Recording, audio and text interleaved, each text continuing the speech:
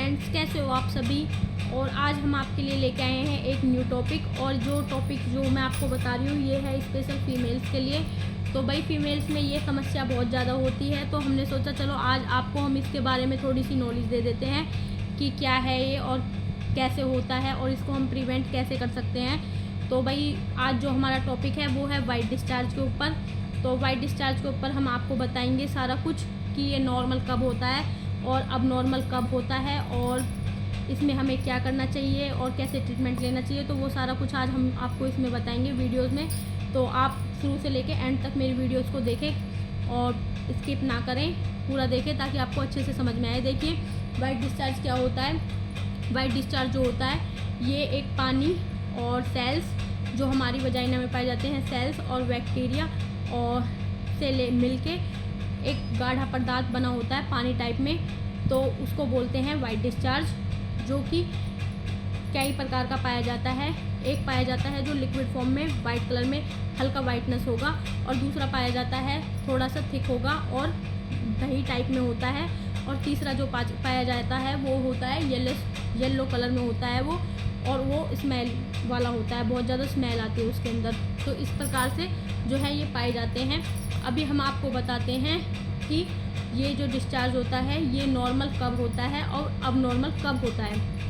तो जी नॉर्मल कब होता है, देखो अगर किसी को इस कंडीशन में डिस्चार्ज हो रहा है जो मैं आपको बता रही हूँ, तो ये एक नॉर्मल डिस्चार्ज है। इसमें आपको घबराने की या ट्रीटमेंट लेने की कोई ज़रूरत नहीं होती। जैसे कि अगर किसी प्रेग्नेंट लेडीज़ को वाइट डिस्चार्ज जाता है तो उसे घबराने की ज़रूरत नहीं है। अगर थोड़ा थोड़ा डिस्चार्ज जा रहा है, क्योंकि उसमें नॉर्मल डिस्चार्ज जाता है, तो उसमें आपको घबराने की या टेंशन लेने की ज़रूरत नहीं है। लेकिन बहुत ज़्यादा अमाउंट में अगर आपको डिस्चार्ज जा रहा है तो वो कंडीशन में आप डॉक्टर को दिखा सकते हो। लेकिन अगर आपको हल्का फुल्का प्रेगनेंसी टाइम में डिस्चार्ज जाना नॉर्मल है। दूसरा कब जाना नॉर्मल होता है, दूसरा जैसे कि अगर आपका कोई ट्रीटमेंट चल रहा है, आप कोई गर्म मेडिसिन खा रहे हो, तो उस कंडीशन में आपका जो है वाइट डिस्चार्ज जाना नॉर्मल है, तो वो भी एक नॉर्मल कंडीशन है। तीसरा, अगर ओवुलेशन टाइम जब एक फीमेल का होता है तो उस टाइम में भी वाइट डिस्चार्ज जाना नॉर्मल होता है, तो उसमें भी आपको घबराने की या ट्रीटमेंट लेने की कोई ज़रूरत नहीं होती।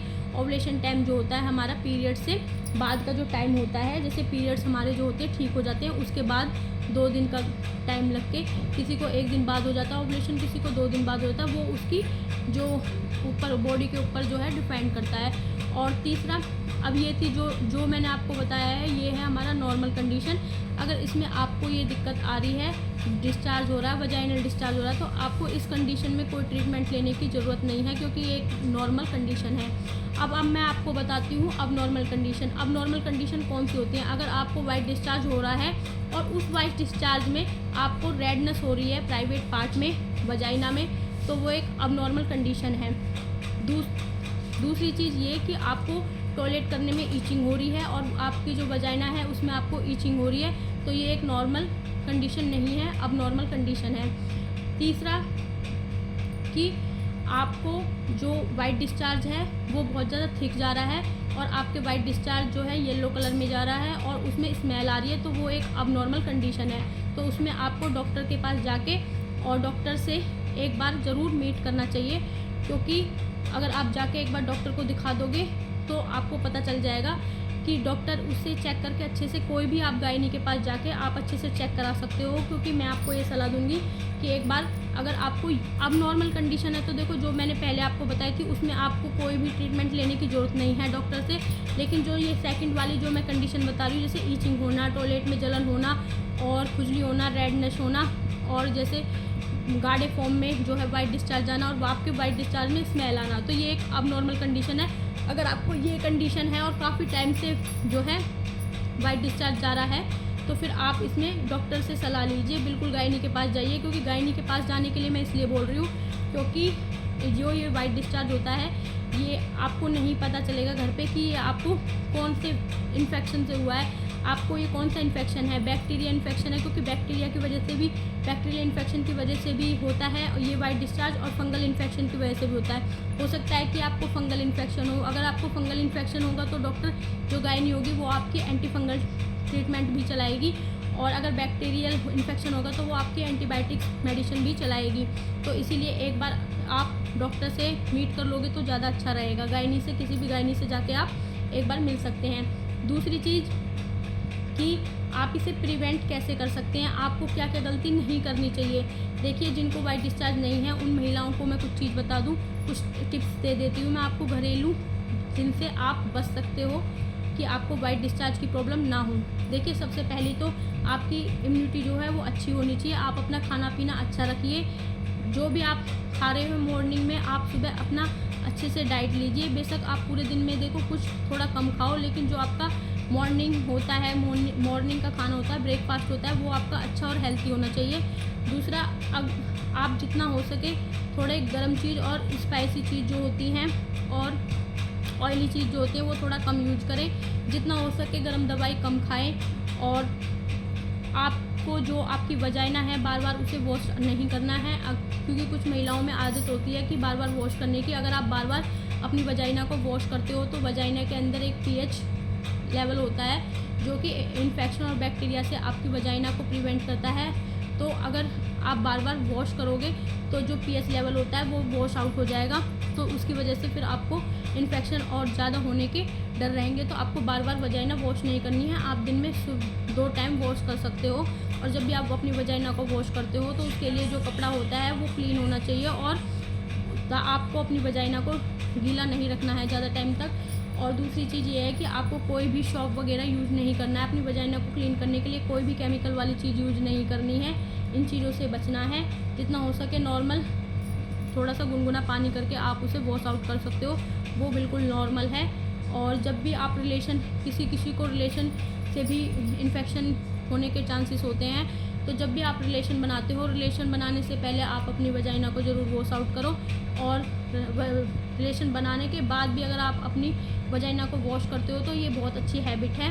इससे इन्फेक्शन होने के बहुत कम चांस होते हैं, लेकिन आपको वजाइना ज़्यादा टाइम तक गीली नहीं छोड़नी है। तो आपको इस चीज़ का भी ध्यान रखना है, विशेष ध्यान रखना है। तो ये जो हमने कुछ चीज़ें बताई हैं भाई, ये चीज़ें हैं जो आज हमने आपको वाइट डिस्चार्ज के लिए बताई हैं। अगर उस कंडीशन में होता है जो मैंने आपको पहले बताई थी, प्रेगनेंसी और गर्भ निरोधक, अगर आप कोई टैबलेट खाते हो या फिर आप कोई गर्म मेडिसिन चल रही है आपकी, अगर और प्रेगनेंसी का टाइम अगर आपको, और ओव्यूलेशन पीरियड टाइम, अगर इस टाइम पे आपको वाइट डिस्चार्ज हो रहा है तो ये एक नॉर्मल वाइट डिस्चार्ज है। इसमें आपको डरने की ज़रूरत नहीं है, क्योंकि बहुत से लोग डर जाते हैं कि हमें वाइट डिस्चार्ज हो गया, टेंशन लेने लगते हैं। तो इस कंडीशन में आपको टेंशन लेने की ज़रूरत नहीं है। जो अब नॉर्मल मैंने बताई थी उस कंडीशन में अगर आपको ईचिंग हो रही है, रेडनेस हो रहा है, या फिर जो आपका वाइट डिस्चार्ज है वो बहुत ज़्यादा गाढ़ा हो रहा है, स्मेल आ रही है, तो उस कंडीशन में आपको ज़रूर किसी गायनी के पास जाके आप उसको एक बार दिखाइए। और फिर वो जो है बैक्टीरिया के हिसाब से कि आपको एंटी फंगल है या फिर बैक्टीरियल इन्फेक्शन है, उसी के हिसाब से आपकी जो है मेडिसिन चलाते हैं। क्योंकि अगर इसमें नॉर्मल मेडिसिन भी ले लेते हैं, लेकिन मैं अभी इसलिए आपको मेडिसिन नहीं बता रही हूँ। मैंने सोचा था एक बार बता देते, लेकिन इसलिए नहीं बता रही हूँ क्योंकि देखिए, हम मेडिसिन जो देते हैं, प्रिस्क्राइब करते हैं, वो मेडिसिन हम एज के अकॉर्डिंग करते हैं। देखिए, अगर मैं आपको कोई मेडिसिन बता दूँ और आपको एंटी फंगल इन्फेक्शन हो, मैं आपको एंटीबायोटिक मेडिसिन बता दूँ, तो वो आपको इतना जल्दी आराम नहीं देगी।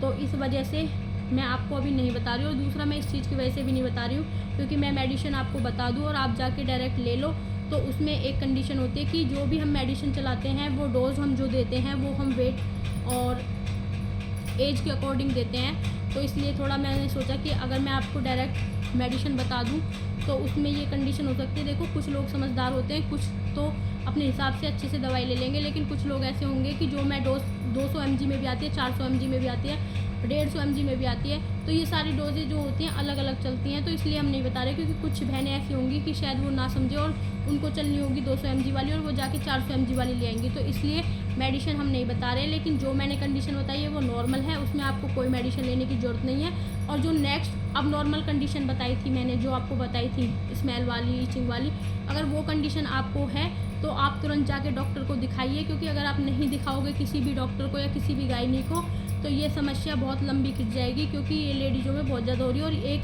ये जो है, ये प्रॉब्लम जो है आपकी वजाइना में जो वाइट डिस्चार्ज होता है, ये किस वजह से होता है कि आपको कोई यूट्राइन इन्फेक्शन हुआ हो कभी, तो उस वजह से भी ये होता है। या आपको कोई यूट्राइन इन्फेक्शन है या कोई कोई भी इन्फेक्शन है तो उसे ईज़िली तरीके से हो जाता है। तो और दूसरी आपकी जो इम्यूनिटी है वो उसको आप जितना स्ट्रॉन्ग रखोगे, जितना अच्छा रखोगे, इम्यूनिटी जितनी आपकी अच्छी होगी, उतना आपको ये इन्फेक्शन लगने के कम चांसेस होते हैं। तो अब हमारा जो है ये टॉपिक हो चुका है ख़त्म। हम कल लेके आएंगे कोई एक नया और टॉपिक, आपको उसके बारे में देंगे हम जानकारी, और हम मिलेंगे अपने नेक्स्ट ब्लॉग में कल।